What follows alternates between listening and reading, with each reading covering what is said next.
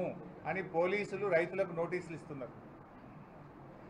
బాల్కొండలో ధర్నాలో పాల్గొంటే మీ మీద కేసులు పెడతామని, చర్యలు ఉంటాయని రైతులకు పోలీసులు నోటీసులు ఇచ్చారు ఈరోజు.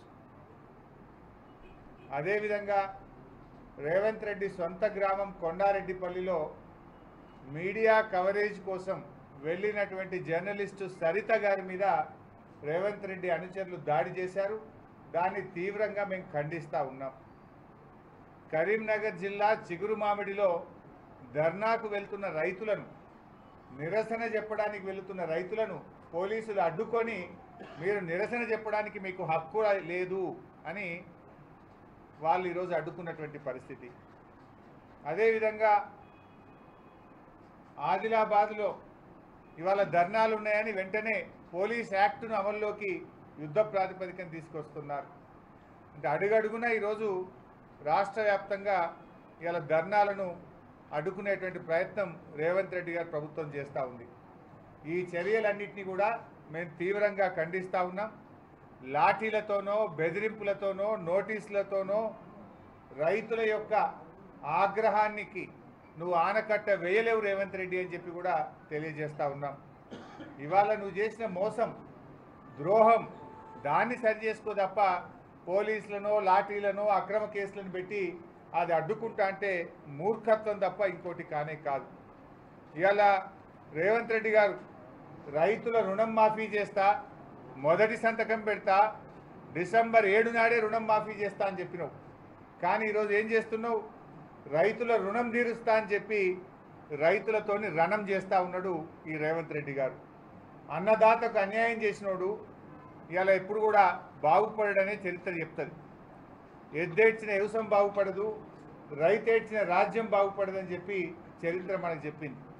కానీ ఇవాళ రేవంత్ రెడ్డి గారు ప్రభుత్వం ధర్నా చేస్తే, తమ హక్కులను అడిగితే, రుణమాఫీ కాలేదని ప్రశ్నిస్తే ఇలా అక్రమ కేసులు పెట్టి రైతుల్ని వేధిస్తూ ఉన్నారు. చివరికి జర్నలిస్టుల మీద కూడా దాడులు చేయడం అనేది చాలా తీవ్రమైనటువంటి విషయం. మాది ప్రజారాజ్యం అని గప్పాలు కొట్టినావు కదా రేవంత్ రెడ్డి. నీ ప్రజారాజ్యం అంటే, నీ ఇందిరమ్మ రాజ్యం అంటే అణిచివేయడమేనా? ఇందిరమ్మ రాజ్యంలో నిరసన చేసే హక్కు ఉండదా? ప్రజా పాలనలో రైతులు తమ బాధల్ని చెప్పుకొని తమ నిరసన చెప్పే హక్కు రైతులకు ఉండదా అని చెప్పి ఈరోజు రేవంత్ రెడ్డి గారిని నేను ప్రశ్నిస్తూ ఉన్నా. ఈ దుర్మార్గపు చర్యలను బీఆర్ఎస్ పార్టీ పక్షాన మేము తీవ్రంగా ఖండిస్తూ ఉన్నాం. నువ్వు ఎన్ని కేసులు పెట్టినా, ఎన్ని ఆంక్షలు పెట్టినా, చివరి రైతుకు రుణమాఫీ జరిగేదాకా బీఆర్ఎస్ పార్టీ ప్రధాన ప్రతిపక్షంగా నీ వెంట పడుతూనే ఉంటుంది, రైతుల పక్షాన పోరాటం చేస్తూనే ఉంటుంది అని చెప్పి రేవంత్ రెడ్డి గారి ప్రభుత్వాన్ని హెచ్చరిస్తూ ఉన్నాం. పోలీసులు కూడా చట్ట ప్రకారంగా మెదులుకోవాలి తప్ప చట్టాన్ని అతిక్రమించి ఈ ప్రభుత్వానికి కొమ్ము కాయొద్దని కూడా పోలీసులకు కూడా మేము హితవు పలుకుతూ ఉన్నాం.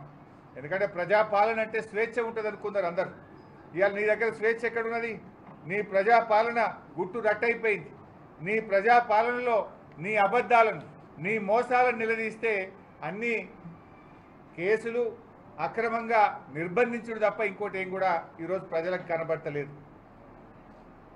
సో మిత్రులారా, ఈరోజు యాదాద్రి లక్ష్మీనరసింహస్వామి దర్శనానికి మేము వచ్చాం. మీ అందరికీ కూడా తెలుసు ఏం జరిగిందో కూడా మీ అందరికీ తెలుసు.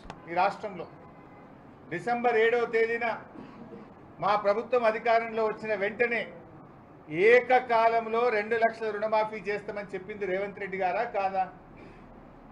ఏమైంది? డిసెంబర్ 7 ఎందుకు చేయలేదు నువ్వు? డిసెంబర్ 9 నాడు రుణమాఫీ చేస్తా అన్నావు, డిసెంబర్ 7 నాడే గద్దెకెక్కినావు. కానీ రుణమాఫీ మర్చిపోయినావు నువ్వు. ఈరోజు నువ్వు ఆనాడు ఎన్నికల ముందేమో, అసెంబ్లీ ఎన్నికల ముందు 6 గ్యారంటీలు హామీలతో ప్రజల్ని మోసపుచ్చినావు. పార్లమెంట్ ఎన్నికలు వచ్చేసరికి నీ 6 గ్యారంటీలను, హామీలు ప్రజలు నమ్ముతలేరని చివరికి ఈయన గారు దేవుడి మీద ఒట్లు పెట్టే కార్యక్రమం స్టార్ట్ చేశాడు. ఏ ఊరికి పోతే ఆ ఊరు దేవుడి మీద ఒట్టు పెట్టి, దేవుడా నీ మీద ప్రమాణం చేస్తున్నా 15 ఆగస్టు లోపు రుణమాఫీ చేసి తీరుతా అని చెప్పి ఈయన గారు చెప్పుకుంటూ వచ్చిండు. దాంట్లో భాగంగా యాదాద్రి లక్ష్మీనరసింహస్వామి మీద కూడా ఒట్టు పెట్టిండు కదా.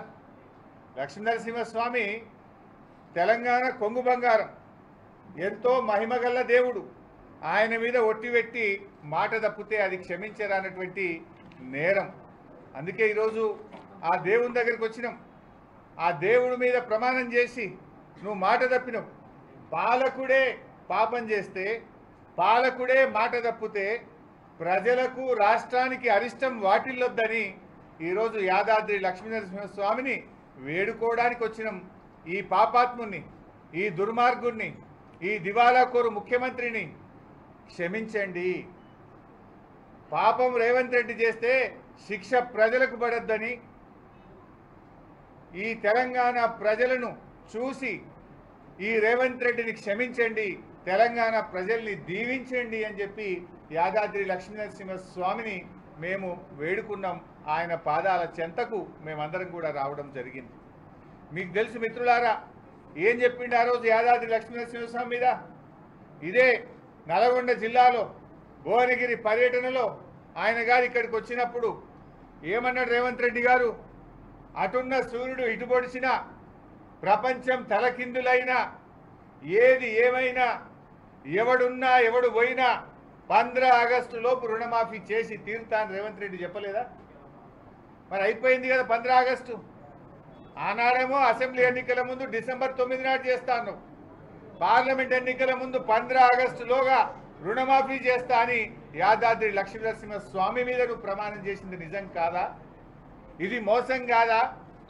ఇది రైతులకే కాదు, దైవ ద్రోహానికి పాల్పడ్డాడు రేవంత్ రెడ్డి గారు. ఈరోజు రైతులనే కాదు, దేవుణ్ణి కూడా ఇలా రేవంత్ రెడ్డి గారు మోసం చేసిండు. మరి అయిందా రుణమాఫీ? ఇలా ఏం జరిగిందో మీరు అందరు చూస్తున్నారు. 15 ఆగస్టు నాడు ఖమ్మం పోయిండు, రుణమాఫీ అయిపోయింది, హరీష్ రావు వాగుల దుంకు అన్నాడు, రాజీనామా చెయ్యి అన్నాడు. నేను అట్లా మాట్లాడను, నాకు విజ్ఞత ఉంది, నాకు సంస్కారం ఉంది. రేవంత్ రెడ్డి నువ్వు మాట తప్పితే ప్రజలే నీ సంగతి చూసుకుంటారు. ప్రజల పక్షాన పోరాడడం నాకు తెలుసు, మాట మీద నిలబడడం నాకు తెలుసు. ఎమ్మెల్యే పదవికి కేసీఆర్ గారు ఆదేశిస్తే 2 సార్లు రాజీనామా చేసిన, మంత్రి పదవికి కూడా రాజీనామా చేసిన చరిత్ర మాకుంది. నువ్వు మోసం చేసే చరిత్ర నీది, పార్టీలు మారిన చరిత్ర నీది, కొడంగల్లో ఓడిపోతే రాజకీయ సన్యాసం తీసుకుంటా అని మాట తప్పిన చరిత్ర నీది, దేవుడి మీద ప్రమాణం చేసి 15 ఆగస్టు నాడు రుణమాఫీ చేస్తా అని దేవుళ్ళను కూడా మోసం చేసిన చరిత్ర రేవంత్ రెడ్డిది. అయితే రేవంత్ రెడ్డి గారేమో రుణమాఫీ అయిపోయిందంటాడు, వాళ్ళ మంత్రులేమో నోటికి వచ్చినట్టు తలా ఒక మాట మాట్లాడుతున్నారు.